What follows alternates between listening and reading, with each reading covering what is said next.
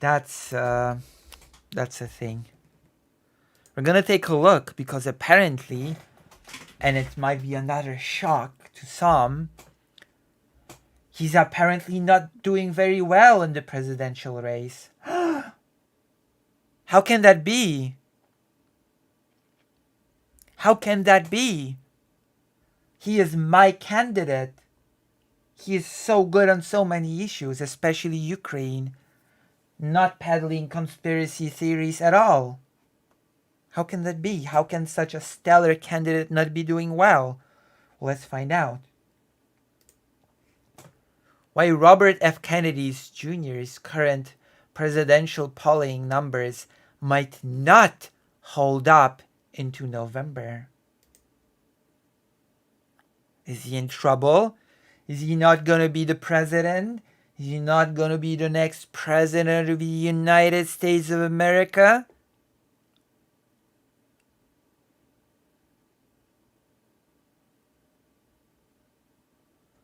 Washington AP.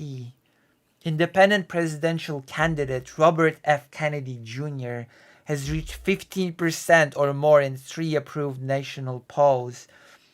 One more and he will have met one of CNN's benchmarks to qualify for the debate June 27th with Democratic President Joe Biden and presumptive Republican nominee Donald Trump. Really? Really?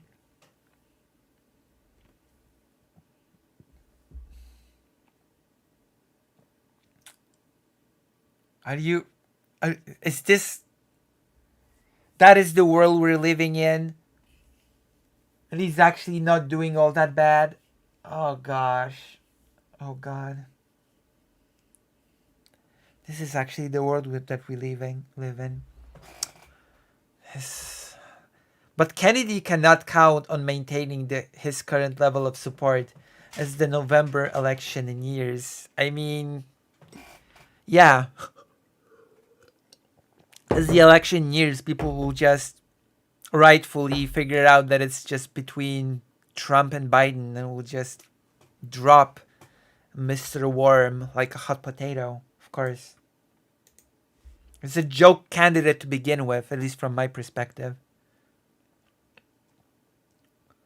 It is pretty common for third-party candidates to look like they have polling momentum in the months before an election, only to come up far short at the ballot box, according to an Associated Press analyst of Gallup data going back to 1980.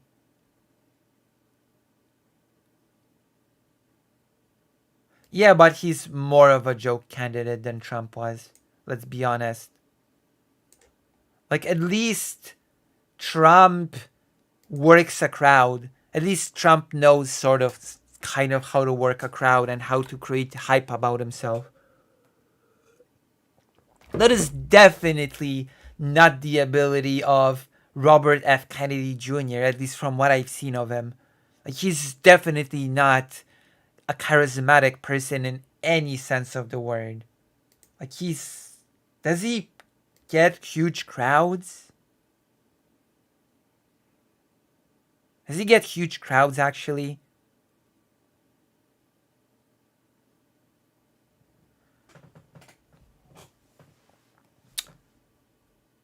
That is not a sign that the polls about Kennedy are wrong right now. They just are not predictors of what will happen in the general election. Studies have shown that people are bad at predicting their future behavior, and voting is months away. And in a year, with 2 highly unpopular candidates in a rematch from 2020, voters may also use their early support for a third party candidate to express their frustration with the major party choices. In the end, voters may support the candidate from whom they feel their vote can make a difference, or they may decide not to vote at all. Americans want a third party, in theory. The concept of a third party has been popular for a long time. A poll conducted by Gallup in 1999 found 2/3 of US adults said they favored a third politician party that would run candidates for president, Congress, and state offices against Republicans and Democrats. Well, look how that's turning out. Look how that's working out in practice. The AP analysis used Gallup data when available because Gallup has a long history of high quality polling in the United States. About 6 in 10 US adults have said in Gallup polling since 2013 that the Republican and Democratic parties do such a poor job representing the American people that a third major party is needed. In the latest Gallup polling, much of that enthusiasm is carried by independents. 75% say a third party is needed, about 6 in 10 Republicans, and slightly fewer than half Democrats, 46%, say an alternative is necessary.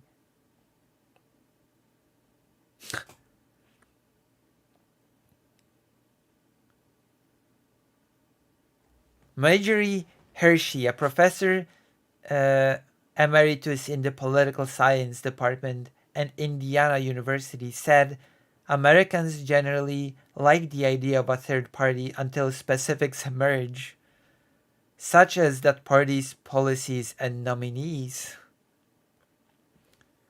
It's a symbolic notion. Do I want more choices?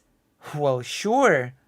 Everybody always wants more choices, more ice cream choices, more fast food choices, Hershey said. But if you start to get down to brass talks and you talk about, so would it be tacos or burgers, then that's an entirely different choice, right? Third party presidential candidates rarely get a substantial share of the vote. That hypothetical support for third party candidates often breaks down quickly. The AP analysis looked at polling for every independent and minor party presidential candidate who received at least 3% of the popular vote nationally, going back to the 1980 election.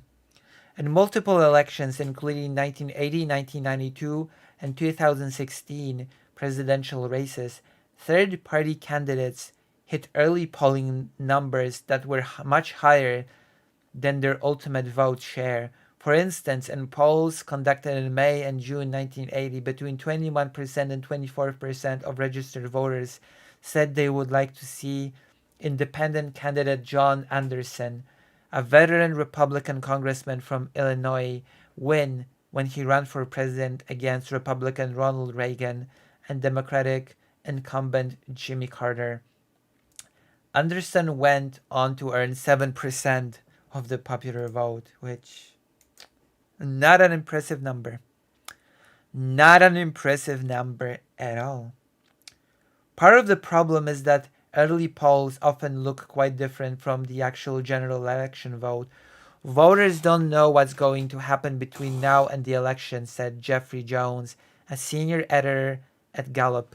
Things are going to come up in the campaign that could change the way they think. Decades after Anderson polls conducted during the 2016 presidential campaign put support for Libertarian Party candidate Gary Johnson, a former New Mexico governor, at between 5% and 12% in polls of registered voters conducted from May to July that led some people to predict that he could do better than any third-party candidate in decades. Johnson won about 3% of the vote in that election. I mean, that's because people are just basically set in their ways, you know? They believe that they would like a third party, but they just don't believe that a third party is viable. They believe that they just waste votes and just won't work. Johnson told the AP that he believes his name should have been included in more polls, though he was in surveys used to determine eligibility for debates.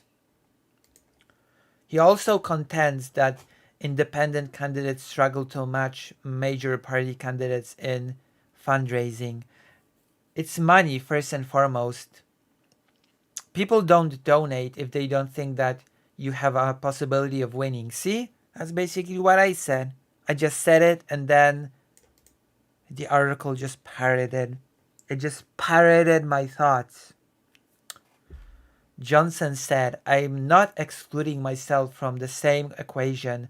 Look, am I going to give money to somebody that I know is going to lose? I'd rather go on a vacation in Kauai, Johnson said in an interview while driving with his family on a trip in Hawaii. Kennedy's support may drop off as the election nears. The American electoral system makes it hard for third parties to thrive. Still, it is possible to have a significant impact without coming close to winning. Billionaire businessman Ross Perot is among the most successful modern-day examples. He won 19% of the vote when he ran for president in 1992, but that was substantially lower than his support in earlier polling. In polls conducted from May to July of that year, between 30% and 39% of registered voters said they would vote for Perot. There are already reasons to believe that at least some of Kennedy's polling support may be a mirage. The Kennedy campaign did not respond to a request for comment. A CNN poll conducted last summer when he was running for the Democratic nomination found that 2 in 10 Democrats who would consider supporting him said that their support was related to the Kennedy name or his family connections. An additional 17% said they did not know enough about him and wanted to learn more, while only 12% said it was because of support for his views and policies. So basically, a lot of people just wanted his clout, his family name. A lot of people just wanted his, I don't know, didn't know him, so wanted to get to know him. And a few actually knew who he was and what he believed in.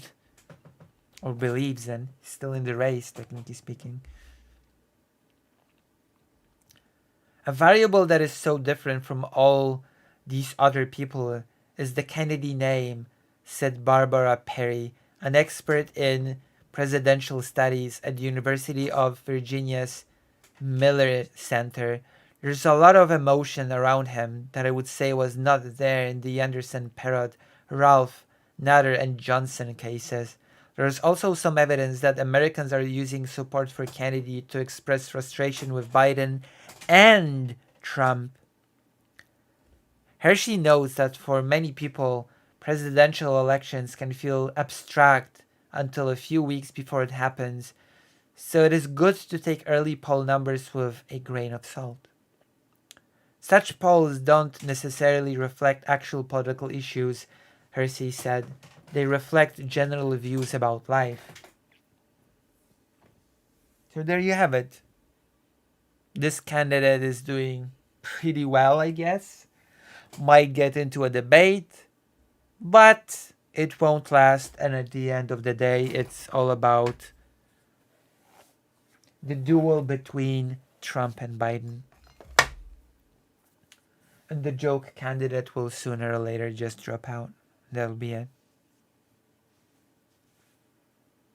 And then the question will be who he'll divert his base to.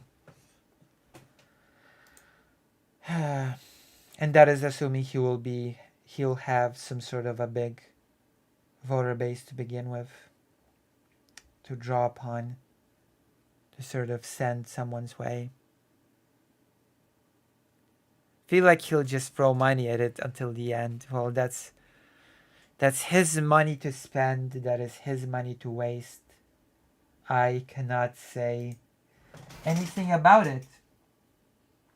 It is not something that I can do anything about.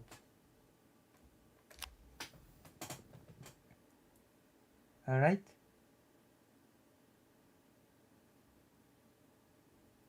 Alright.